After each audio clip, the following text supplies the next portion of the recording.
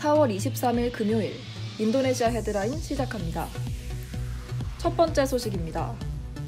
인도네시아 코로나19 확진자가 7,418명으로 늘어났으며 이 중 사망 635명, 완치 913명으로 집계돼 8.6%의 치사율을 보이고 있습니다. 종교부는 24일 시작하는 라마단 금식 기간 중 함께 모여 금식을 푸는 부카푸아사 버르사마 행사 자제를 요청했습니다.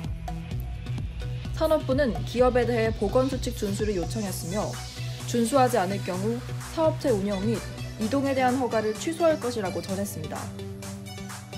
자카르타시는 24일까지였던 대규모 사회적 제약을 5월 22일까지 연장했으며 노동절 집회도 불허한다고 발표했습니다. 인도네시아 방산 제조업체는 방역 강화에 필요한 인공호흡기, 소독용 포그 캐논, 이동식 소독 챔버 등을 개발 중이며 의료진 개인보호 장비를 생산하고 있다고 밝혔습니다. 지난 21일 조코위 대통령은 라마단과 르바란 기간 중 귀향 금지를 발표했습니다. 해당 발표는 여론조사 결과 국민의 24%가 귀성 의사가 있다는 것으로 나와 코로나19 확산 방지를 위해 강력한 정책이 필요하다는 요청에 따라 결정됐습니다. 해당 금지 조치는 24일부터 권고 형태로 시행되지만 5월 7일부터는 위반자에 대해 벌칙이 적용되며 최장 1년의 금고형이나 최대 1억 루피아의 벌금을 부과할 수 있습니다.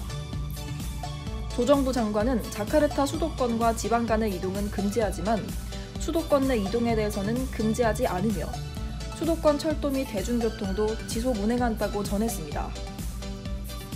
또한 이번 금지 조치는 도로를 완전히 폐쇄하는 것보다 입구와 출구 지점의 교통 이동을 제한하고 물류 운송이 아닌 여객 운송만을 금지할 것이며 이를 위해 수도권에 출입하는 모든 차량을 검사할 수 있는 검문소를 설치할 계획이라고 전했습니다. 다음 소식입니다. 코로나19 확산 방지를 위해 인도네시아 전역에서 약 3만 명 이상의 재소자가 가석방으로 출소했고 최근 2주간 범죄 발생이 12%가 증가하는 등 체감 안전도가 낮아지는 분위기입니다. 이에 대사관에서 최근 발생한 주요 범죄를 공지했습니다. 공지된 주요 범죄는 가석방 출소자에 의한 주택 침입, 미니마켓이나 편의점 강도, 주택가 노상 강도, 폭력행위 등이 있으며 해당 범죄들은 동부 자카르타, 중부 자카르타, 깔리만탄에서 발생했습니다.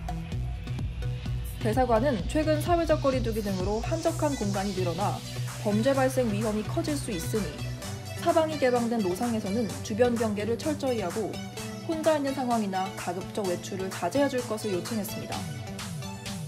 한편 인도네시아 경찰청은 범죄 취약 지역을 중심으로 순찰을 강화하고 있으며 자카르타 전 지역에 대해 불시 점검을 실시한다고 밝혔습니다.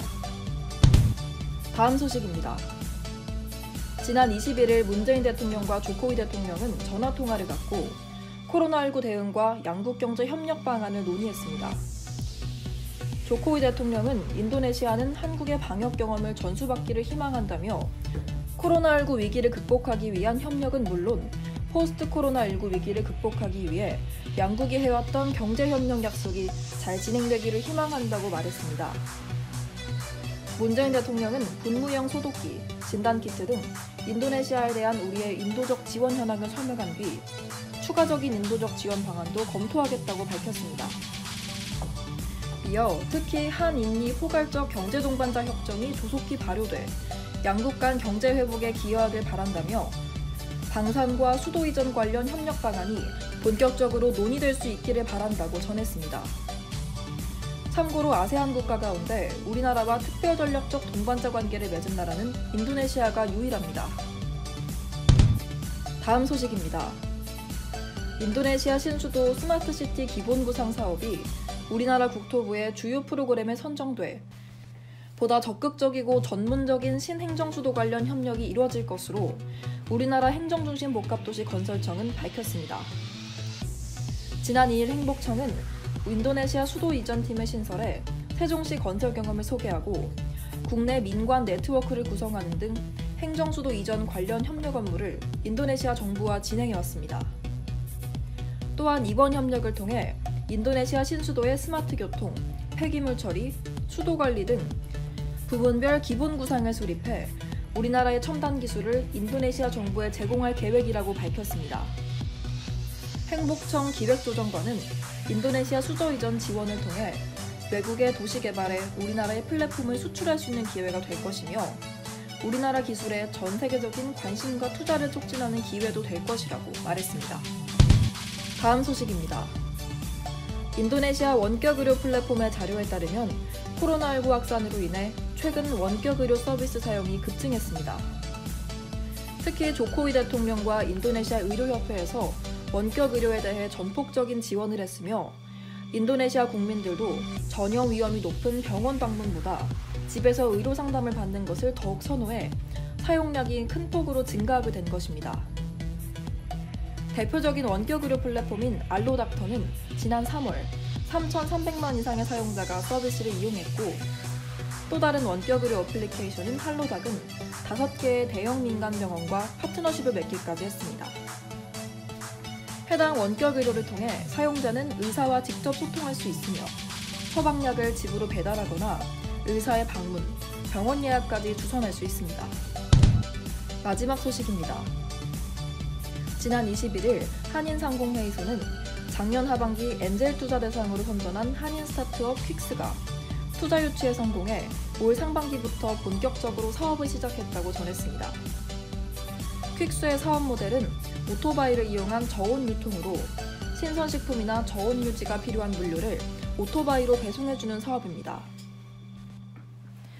이에 퀵스는 동남아 최초로 오토바이에 영하 20도에서 영상 10도까지 조절이 되는 박스를 개발해 장착했고 이를 통해서 배송지까지 변질 없이 전달할 수 있다고 합니다. 현재까지 정육 및 식료품 업체들과 배송대에 계약을 맺어 주문이 들어온 다음 날 자카르타 중부와 보고르 지역에 배송을 하고 있으며 향후 가맹업체가 늘어나면 신선식품 새벽 배송 사업으로 확장을 계획하고 있습니다. 한인상공회의소는 코로나19 사태가 해결되는 대로 또 다른 한인 스타트업을 선정해 엔젤 투자자와 손잡을 수 있도록 지원하겠다고 밝혔습니다.